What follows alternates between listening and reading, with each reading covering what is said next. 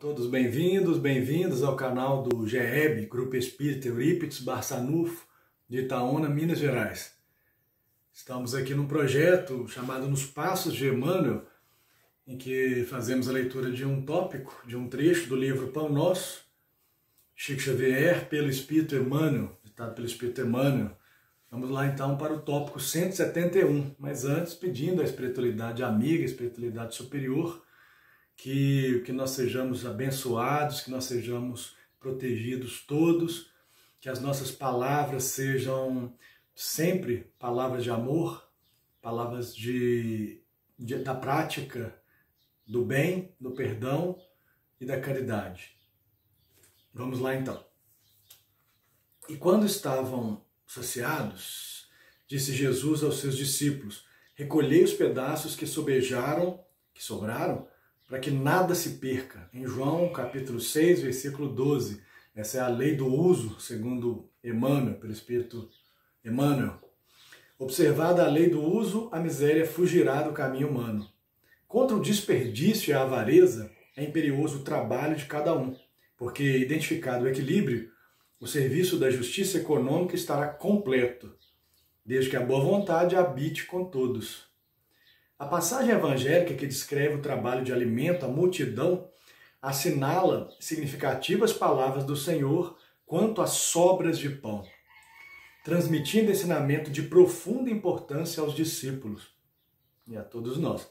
Geralmente, o aprendiz sincero, nos primeiros deslumbramentos da fé reveladora, deseja desfazer-se nas atividades de benemerência sem base na harmonia real.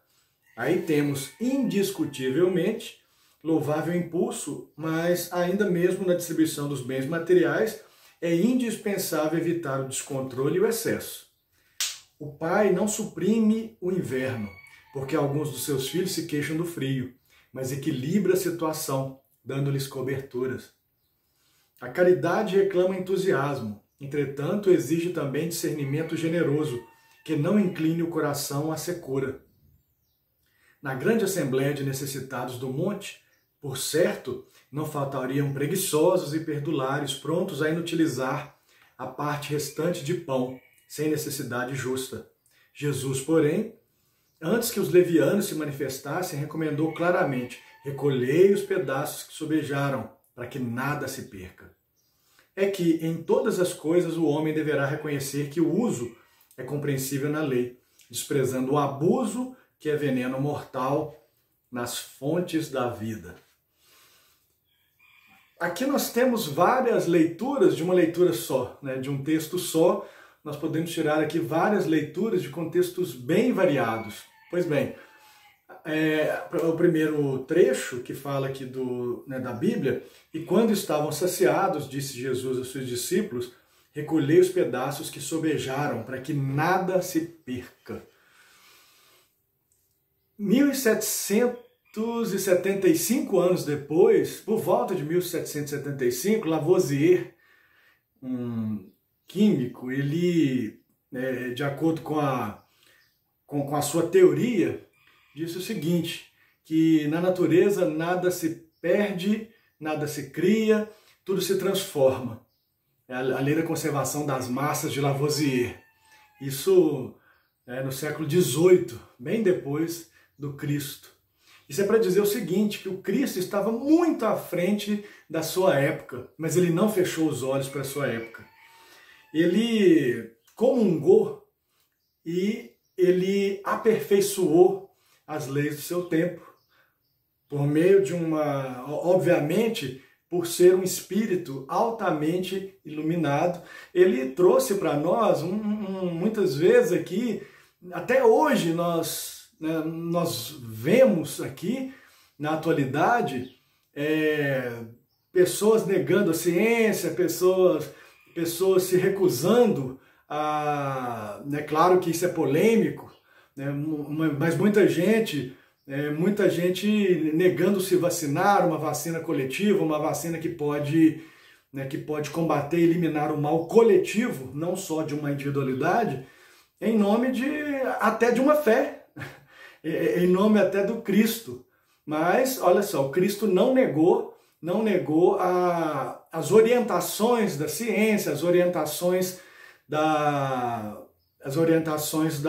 fé judaica da sua época. Ele fala que ele não veio para derrogar, para acabar com a lei de Moisés, mas veio para aperfeiçoar, para nos mostrar o que realmente interessa. Então aqui ele falava para os miseráveis, oprimidos, para os desesperados, para aqueles que são humilhados. Sim, ele falava, Jesus está falando na montanha, no Sermão da Montanha, ele fala para todas essas pessoas. Só que ele falava também para os ricos, para os poderosos, para os doutores da lei, para os escribas, para os fariseus, para os publicanos.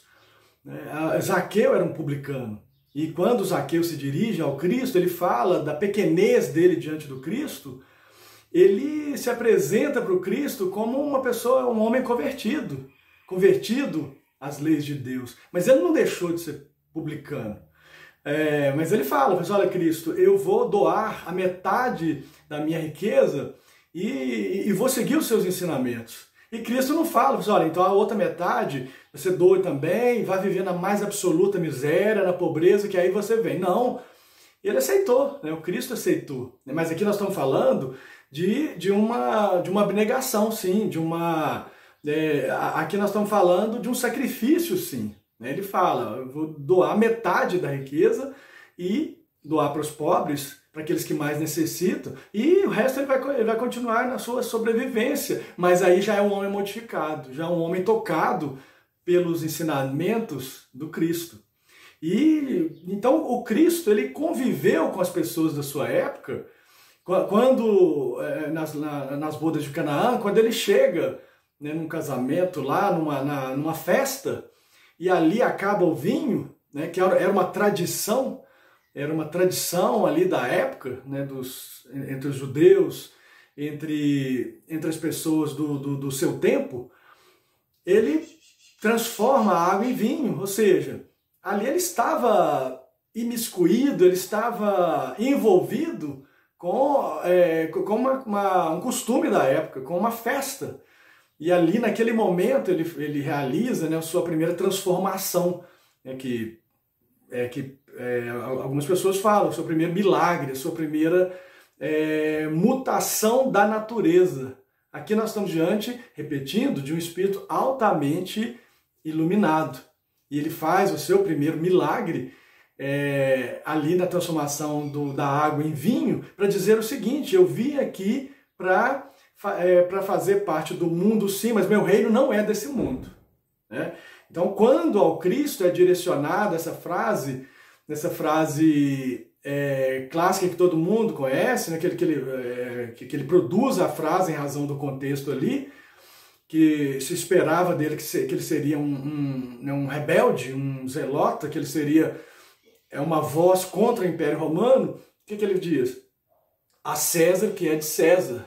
Então, vamos pagar o imposto a César, mas meu reino não é desse mundo. E aqui, voltando ao texto de Emmanuel, a gente tem aqui a lei do uso e em contraposição ao abuso, ao excesso, ao desperdício. E repetindo, é um homem à frente do seu tempo, um espírito muito à frente do seu tempo, já falando o seguinte: não vamos desperdiçar, porque há outros que precisam muito mais do que a gente. Observada a lei do uso, a miséria fugirá do caminho humano.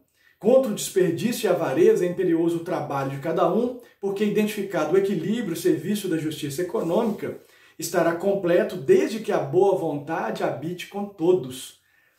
Vamos pensar nisso? O Cristo já falava dessa necessidade do equilíbrio, nessa necessidade de distribuição de comida para quem tem fome. Na grande assembleia de necessitados do monte, por certo não faltariam preguiçosos e perdulários prontos a inutilizar a parte restante de pão, sem necessidade justa. Isso aqui não me interessa. Eu vou jogar esse pão aqui fora, o resto meu aqui, porque não me interessa o outro. Jesus, porém, antes que os levianos se manifestassem, recomendou claramente: recolhei os pedaços que sobraram, que sobejaram, para que nada se perca. É que em todas as coisas o homem deverá reconhecer que o uso é compreensível na lei, desprezando o abuso, que é veneno mortal nas fontes da vida. Esse é mais um ensinamento do nosso mestre, do nosso exemplo, que é o Cristo. Quer dizer o seguinte: nós temos que pensar no outro, nós temos que fazer a diferença, nós temos que transformar o mundo ao nosso redor, sob pena de sermos seres embrutecidos, primitivos, seres que só pensamos em nós mesmos. Isso está longe do exemplo do Cristo. E que Ele nos abençoe e que Ele nos inspire sempre com seu exemplo, com a sua luz, com sua dignidade. E que assim seja.